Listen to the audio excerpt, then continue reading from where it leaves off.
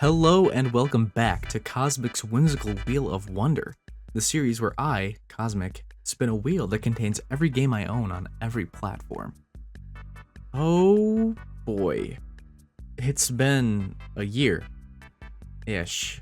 Hello, this is Editor Cosmic. I have no script here, so you're probably going to hear me ramble a little bit, but I started editing this in September of 2024.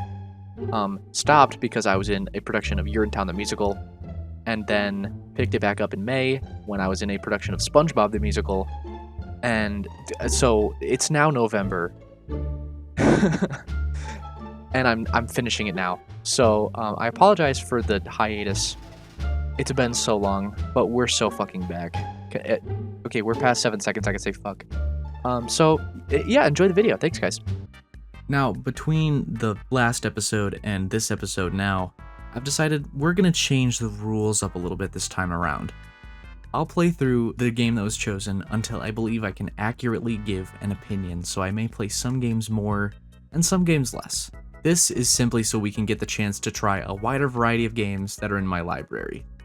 But I might be streaming the games I review over on twitch.tv/CosmicFrog, so be sure to keep an eye out there. And now, back to the basics. At the end of every episode, the wheel will be spun, so make sure to stick around to see what game we review next.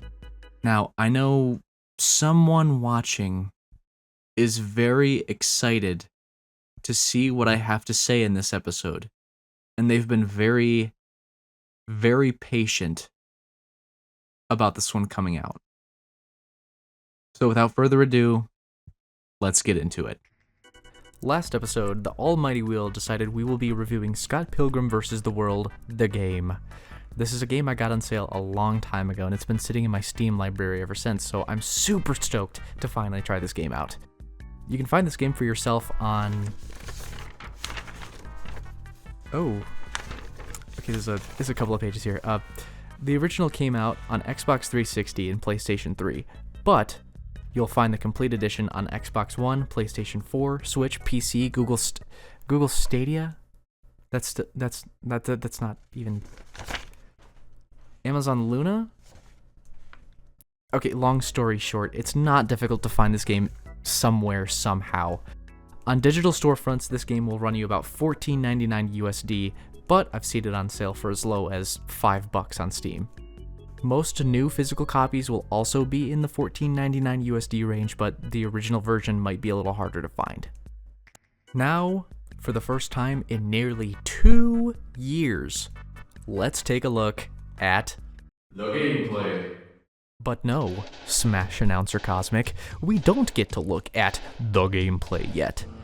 The first issue I ran into was the dreaded third-party launcher. I booted up the game, it went through a few boot files, and then up came Ubisoft Connect. Thankfully, I already had it installed, but it had to update, so I had to go through 4 confirmation chimes in order to get a login screen. I'm not going to dock points off the game for this, but my god, this grinds my gears.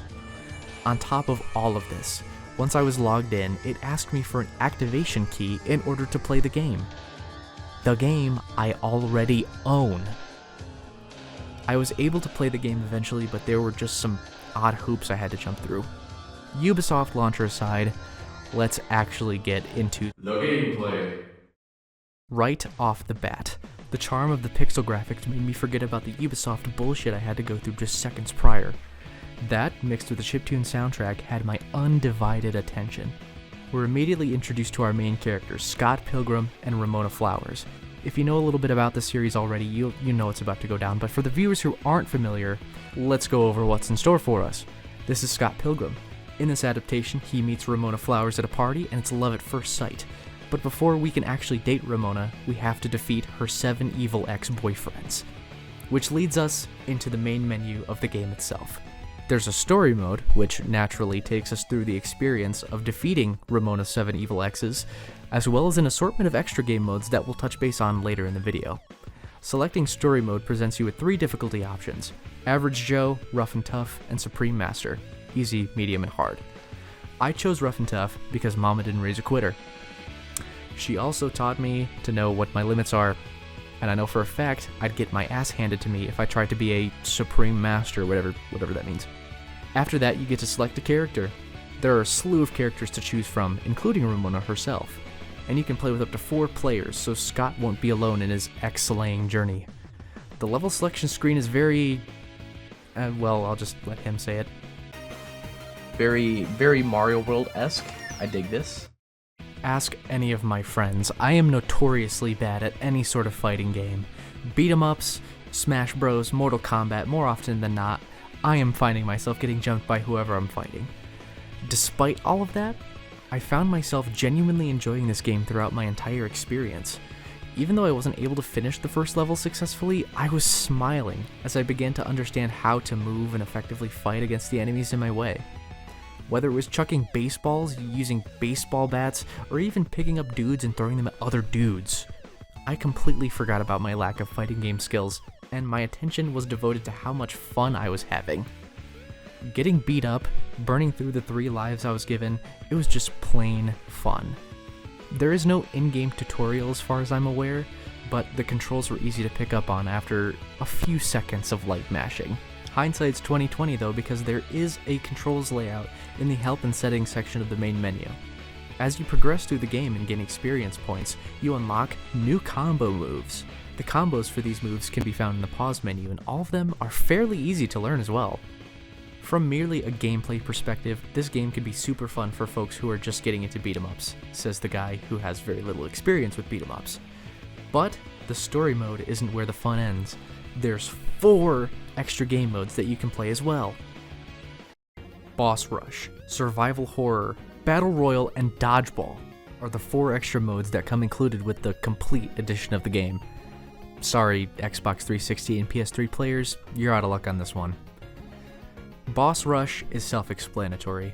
You have no extra lives, and you go through a gauntlet of all 12 bosses that are present in the game.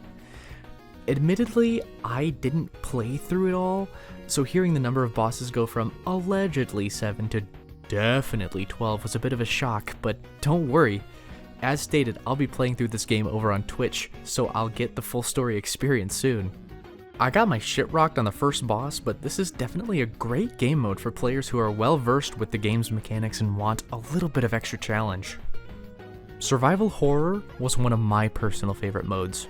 Hordes of zombies are stumbling towards you from all directions, and you have to use your superior motor skills to KO the undead.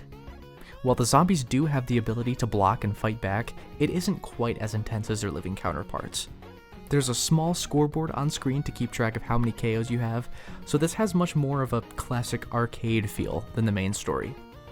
This mode is very low stakes, and I found it to be a good way to brush up on any new combos you learn while leveling up your characters. Battle Royal is a mode I wasn't able to play, seeing as you need multiple real players to start. I assume it's a mode where you can battle your friends locally, so in concept it sounds like a lot of fun. But at the time of recording, I haven't had any hands-on experience with it. Last but certainly not least, Dodgeball. I had an absolute blast with this one, and it's the first game mode I actually won with. It's you, 4 enemies, and a large beach ball. You have to grab the ball and, you guessed it, chuck it at the other guys. The only way you can deal damage to others is by throwing the ball at them and vice versa. This mode is a nice way to unwind from the intensity of the rest of the game while still providing a healthy challenge for the player. A handful of Evil X's, generally fun gameplay, and a charming art style, I give Scott Pilgrim vs. the World the game an 8.5 out of 10. The only reason why it might feel so low is because I'm inherently biased and found myself getting a little miffed about the lack of fighting game skill that I have, but overall this game is a lot of fun, and I can imagine it's even more fun playing it with friends. Before I fade into obscurity for another year or so, it wouldn't be the Whimsical Wheel of Wonder without spinning the we're spinning the Wimmy Wheel, man. We're doing it. Before we spin, a little reminder that you can influence future spins with a simple comment. Just go to the description, check out the spreadsheet linked, and leave a comment with one of the games that you want to see in the future. Roll the tape. Alright, here goes. The next game that will be reviewed on the Whimsical Wheel of Wonder.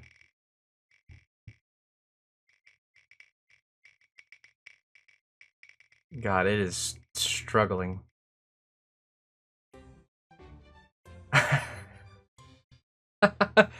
Okay, I'm gonna have to get some friends for this one. Thank you all so much for watching and for sticking with me through this little hiatus that I've been on.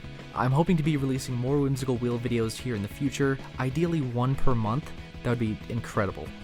To see my review of the first You Don't Know Jack, as well as other future reviews, please consider hitting the subscribe button. It's free and you can take it back at any time.